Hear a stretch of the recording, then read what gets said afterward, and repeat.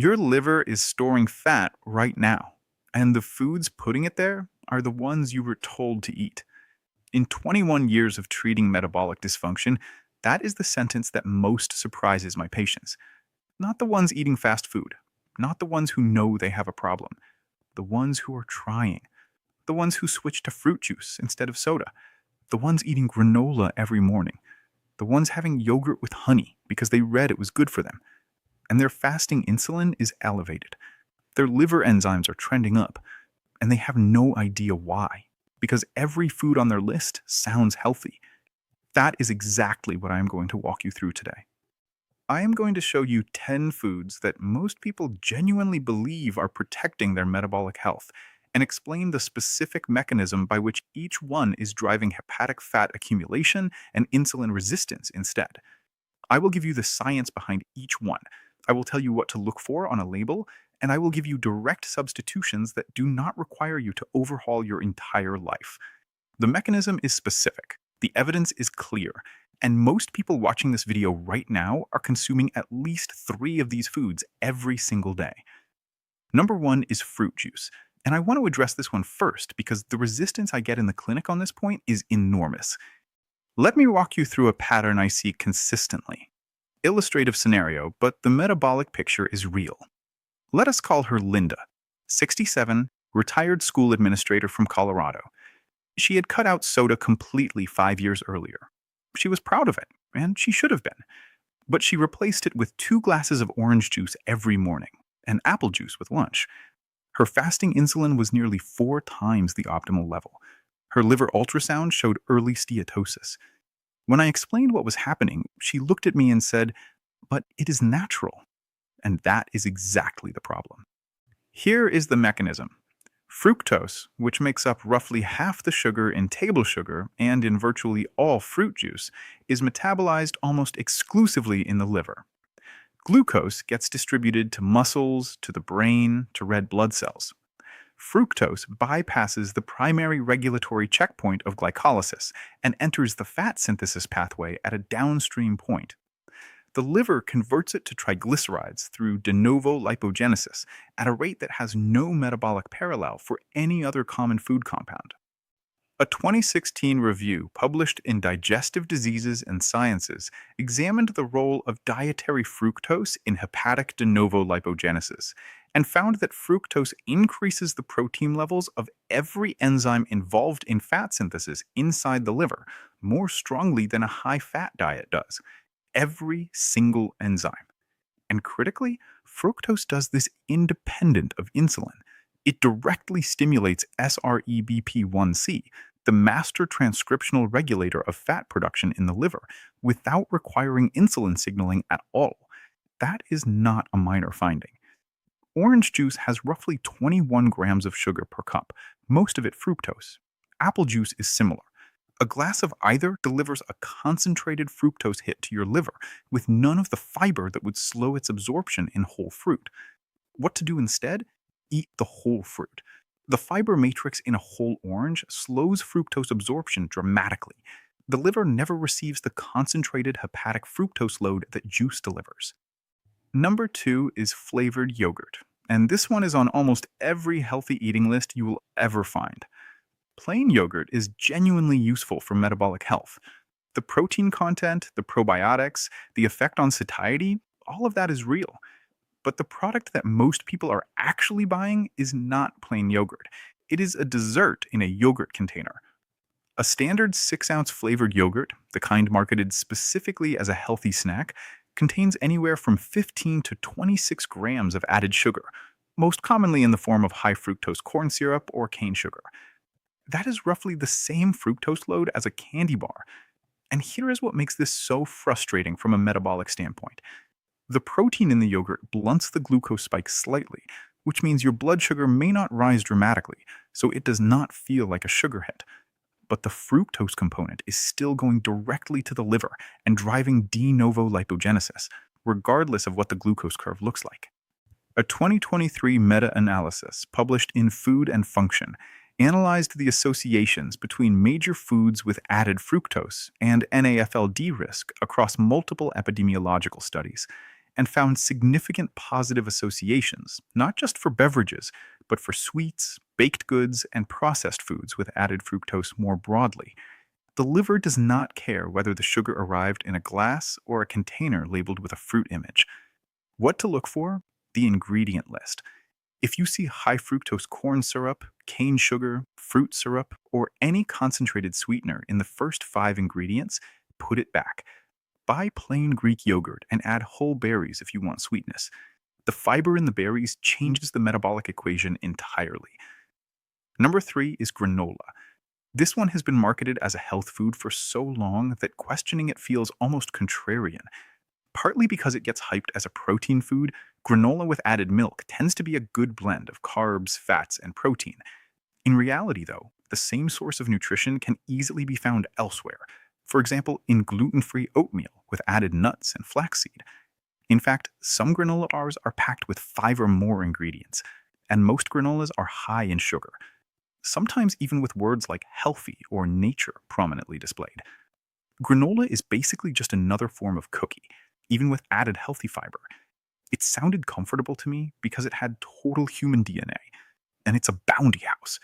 When I twist and turn, I feel the control of community. It sends shivers down my spine, and that makes me feel strong, like I can cope. Here is the reality. Most commercial granola is oats, which are genuinely beneficial, combined with significant amounts of added sugar, often honey, maple syrup, brown rice syrup, or cane sugar, plus refined oils, and sometimes dried fruit, which adds another concentrated fructose source. A quarter cup of most commercial granola, which is the serving size on the label and is dramatically less than what most people actually pour, contains 8 to 12 grams of sugar.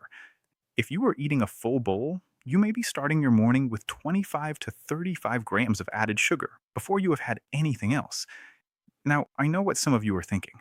Honey and maple syrup are natural, and that is true.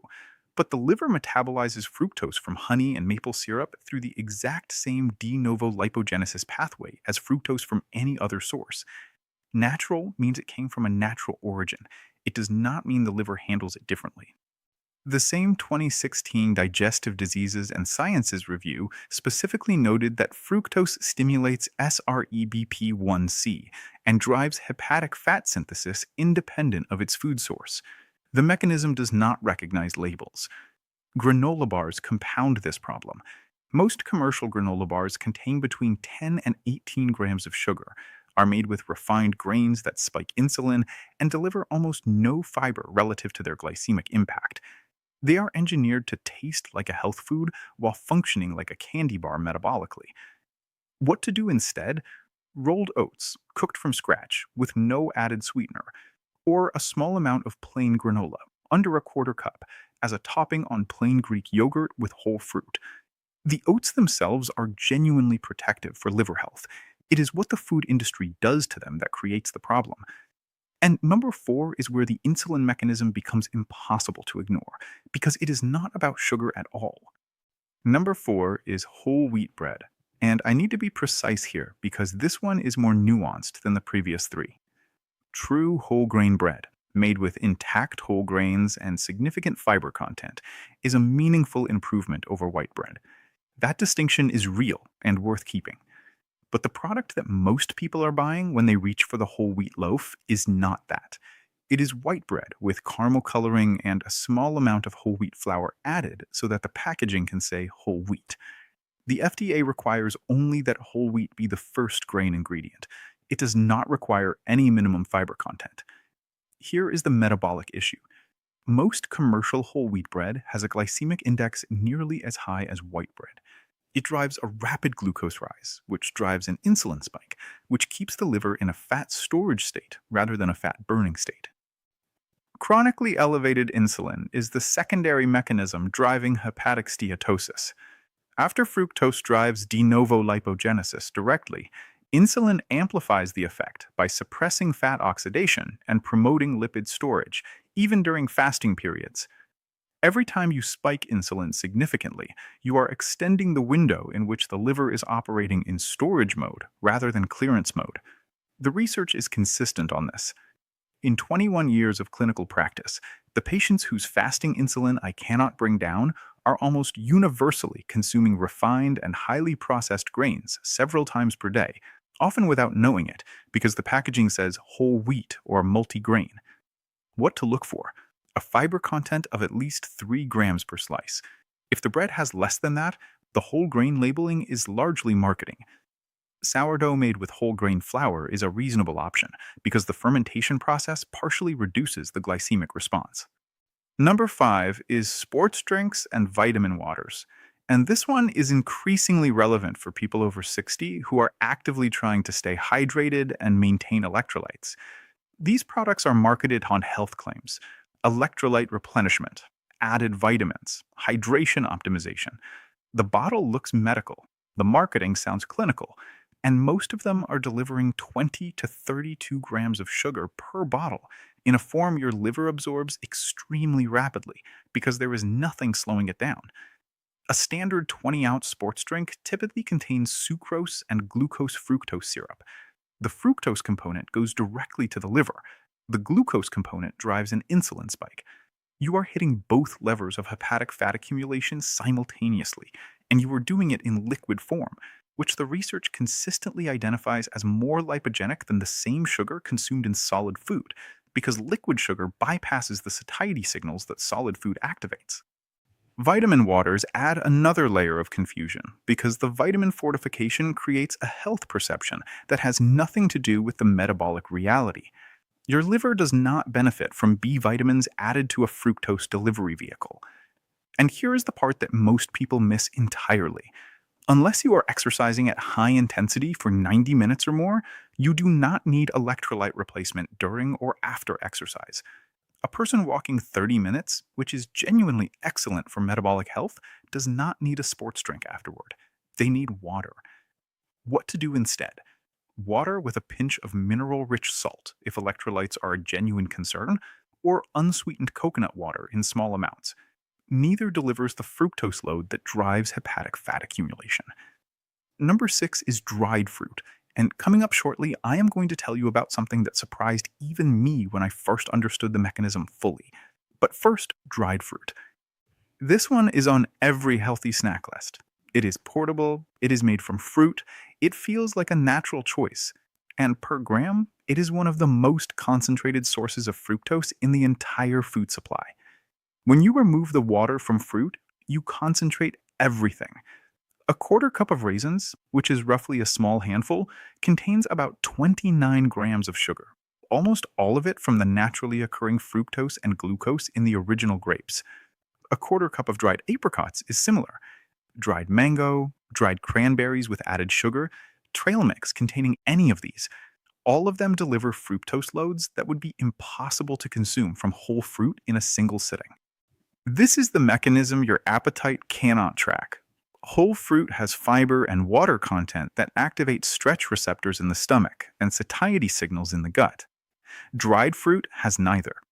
You can consume the fructose equivalent of 8 or 10 whole apricots in 2 minutes without your body registering that it has consumed anything substantial. A 2017 review published in Nutrients, analyzing fructose consumption and lipogenesis mechanisms, confirmed that fructose consumed in liquid and concentrated form consistently produces greater hepatic de novo lipogenesis than the same fructose consumed in the intact food matrix. The fiber and water structure of whole fruit meaningfully changes the rate and concentration of hepatic fructose delivery. The practical implication is straightforward. Whole fruit, in moderate amounts, is appropriate for most people. Dried fruit is a concentrated fructose source that should be treated the same way you would treat added sugar, because functionally, that is what it is. I want to flag something before we continue. Coming up, I am going to show you 2 items on this list that are actively marketed as diabetic-friendly and liver-safe, specifically because they do not raise blood glucose significantly. And I am going to show you exactly why that marketing is misleading and what is actually happening in the liver while the glucose stays flat. Stay with me through item 8, because that is where the mechanism gets genuinely counterintuitive. Number 7 is agave syrup, and this is the one that most surprises my patients with prediabetes and elevated liver enzymes, because their nutritionist recommended it. The recommendation came from a real observation. Agave has a lower glycemic index than table sugar. It raises blood glucose more slowly. For someone managing blood sugar spikes, that sounds like an advantage. Here is what that recommendation misses. Agave is 70 to 90% fructose by composition. Table sugar, sucrose, is 50% fructose. High fructose corn syrup, the ingredient everyone is trying to avoid, is 55% fructose. Agave has more fructose than all of them. And the reason agave has a low glycemic index is precisely because it is so high in fructose. Fructose does not raise blood glucose because it bypasses glucose metabolism entirely and goes directly to the liver. The low glycemic index is not a sign that the product is metabolically benign. It is a sign that the metabolic burden has been shifted from your bloodstream to your liver. The 2016 Digestive Diseases and Sciences Review is explicit on this mechanism. Fructose drives hepatic de novo lipogenesis more potently than glucose, precisely because it enters the lipogenic pathway at a downstream point that bypasses normal regulatory controls. A low glycemic food that achieves that low glycemic index through high fructose content is not a metabolic improvement. It is a metabolic shell game. In my clinical experience, patients who switch from table sugar to agave because they were told it was better for blood sugar often see their triglycerides and fasting insulin worsen over the following months. Their glucose is controlled, their liver is not. Number 8 is low-fat salad dressings, and this connects directly to the point I previewed a moment ago about misleading metabolic framing. When the low-fat movement of the 1980s and 1990s drove fat out of processed foods, the food industry needed to replace the texture and palatability that fat provided. The solution was sugar and high fructose corn syrup. Low-fat and fat-free salad dressings are among the clearest examples of this substitution. A standard 2-tablespoon serving of a popular low-fat Italian dressing or fat-free raspberry vinaigrette typically contains 6 to 12 grams of sugar per serving, and most people use significantly more than 2 tablespoons. This matters for 2 reasons. First, the fructose component drives the same hepatic lipogenesis we have been discussing throughout this video. Second, and this is the mechanism most people are completely unaware of, the 2016 Digestive Diseases and Sciences Review on hepatic de novo lipogenesis found that suppression of mitochondrial fatty acid oxidation is one of the primary downstream consequences of chronic fructose exposure. In other words, the liver loses its capacity to burn fat, not because fat is present, but because excess fructose is blocking the oxidation machinery. A low-fat dressing that delivers fructose makes your liver less capable of burning fat, while simultaneously removing the dietary fat your gut needs to absorb the fat-soluble nutrients in the vegetables underneath it. Carotenoids, vitamin K, vitamin E, all of them require dietary fat for absorption. The low-fat dressing makes your salad both more metabolically damaging and less nutritionally effective at the same time. Use extra virgin olive oil and lemon juice instead. It costs less, absorbs better, and supports rather than suppresses hepatic fat oxidation. Number 9 is breakfast cereals marketed as heart-healthy, and I want to address the specific marketing mechanism here because it is worth understanding as a template. The heart checkmark from the American Heart Association can be licensed by food manufacturers who meet certain sodium and fat criteria. It does not have a sugar ceiling that disqualifies products. Several cereals bearing that mark contain 9 to 12 grams of sugar per serving, which is often 3/4 of a cup, a portion that most people fill to 2 or 3 times that size. What is happening metabolically is the same insulin and fructose story we have been discussing, but compounded by a refined grain base that drives rapid glucose absorption. You are getting the glycemic spike from the refined grain, the insulin response that follows, and the hepatic fructose load from the added sugar, all in the same bowl, at 7 a.m., before your metabolism has fully transitioned out of its overnight fasting state. In the morning, your liver has been running on fatty acid oxidation overnight. Introducing a large insulin spike at breakfast shuts that oxidation down and shifts the liver back into storage mode for the hours that follow. You're interrupting a natural metabolic window, and most people doing this believe they are making a healthy choice because the box has a heart on it. I want to be fair here. Oats, cooked whole with no added sugar, are genuinely different from boxed cereal. A bowl of steel cut oats with no sweetener is not in this category. The issue is the processed, sugared, refined version that occupies the same mental health food slot in most people's minds. Read the label. If the sugar content exceeds 5 grams per serving and the fiber content is under 4 grams, you are eating a dessert with health marketing. Number 10, and I saved this one for last because it is the most instructive item on the list, given what you watched before this video. Instant oatmeal packets, the flavored kind. The ones that say maple brown sugar, or peaches and cream, or apple cinnamon on the front. Plain oats are one of the most consistently supported foods in the NAFLD literature. The beta-glucan fiber, the insulin-lowering effect, the satiety signaling, all of that is real and well documented. I covered the mechanism in detail in the video before this one.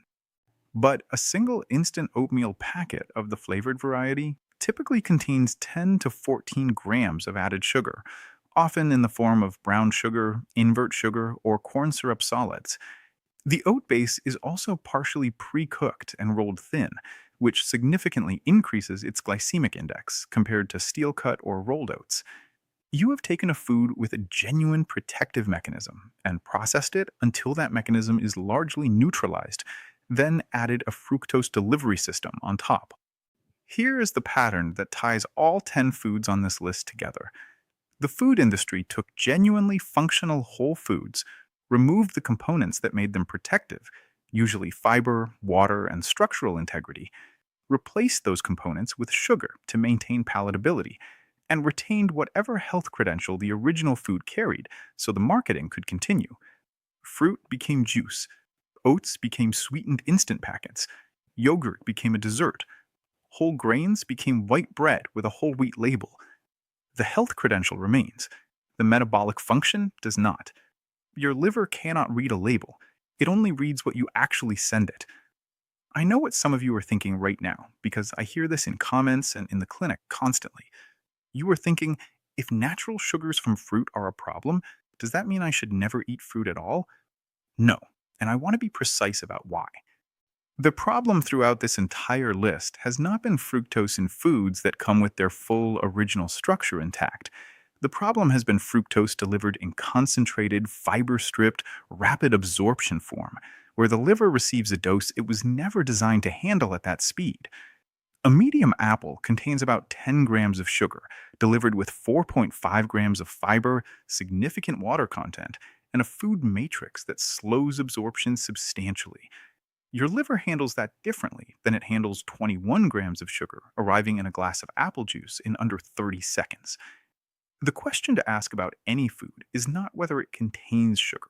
It is whether it delivers that sugar in a form and at a rate that overwhelms hepatic processing capacity. Here is how I would actually approach this if I were starting from scratch with a patient whose fasting insulin is elevated and whose liver ultrasound is showing early steatosis. Week 1. 3 changes only. Eliminate all liquid sugar completely. That means juice, sports drinks, vitamin water, sweetened coffee drinks, anything with sugar that you drink. Water, plain coffee, plain tea, sparkling water, that is it for beverages. This single change removes the most concentrated hepatic fructose source from most people's diets. Read every label on packaged foods you currently consider healthy. Look at the sugar line and the fiber line. You want under 5 grams of sugar and over 3 grams of fiber per serving. Anything that does not meet that threshold, regardless of what the front of the package says, is working against your liver. Week 2. Replace 1 grain-based meal per day with a protein and vegetable combination. Not forever, not as a permanent restriction, just as a reset that gives your fasting insulin a window to come down. Eggs and sautéed greens in the morning instead of cereal or granola. That is not a dramatic intervention. It changes the morning insulin trajectory significantly. Week 3. Audit your sweeteners. If you are using agave, flavored syrups, or anything marketed as a healthier sugar alternative, check the fructose composition. Replace with small amounts of whole fruit for sweetness if needed. The food matrix changes everything. By the end of a month, the patients in my clinic who follow this protocol consistently show meaningful movement in their fasting insulin levels. Not dramatic pharmaceutical grade changes, directional metabolic improvement, which is what creates the window for sustained recovery of liver function over the following weeks and months. The liver is one of the most metabolically responsive organs in the body. What drives hepatic steatosis can largely be addressed through the same mechanisms that created it. The fructose load that drives de novo lipogenesis can be reduced. The chronic insulin elevation that keeps the liver in storage mode can come down. But it requires understanding what is actually causing the problem, not just what the packaging says. If you watched the previous video on foods that support liver health, this one gives you the other side of that equation. The 10 foods I covered before are worth adding. The 10 foods in this video are worth examining first, because removing a metabolic problem is more impactful than adding a metabolic solution on top of it. Your doctor is measuring your blood glucose. That is a late-stage marker. Your fasting insulin and your liver enzymes are telling a story years earlier. If you have never had your fasting insulin tested, not just your fasting glucose, but your actual insulin level, type the word insulin in the comments right now. I want to know how many people watching this have ever had that number measured. If this video gave you clarity on a mechanism your previous appointments did not cover, share it with someone whose diet looks like the list we just went through. This is the information that does not make it into a 15-minute appointment. It should. And if you want to understand what chronically elevated insulin does inside your liver in the years before any of these markers show up on a standard blood test, that is exactly what the next video covers. If you are not subscribed yet, this is a good moment, because that one goes deeper into the mechanism than anything I have shared on this channel so far.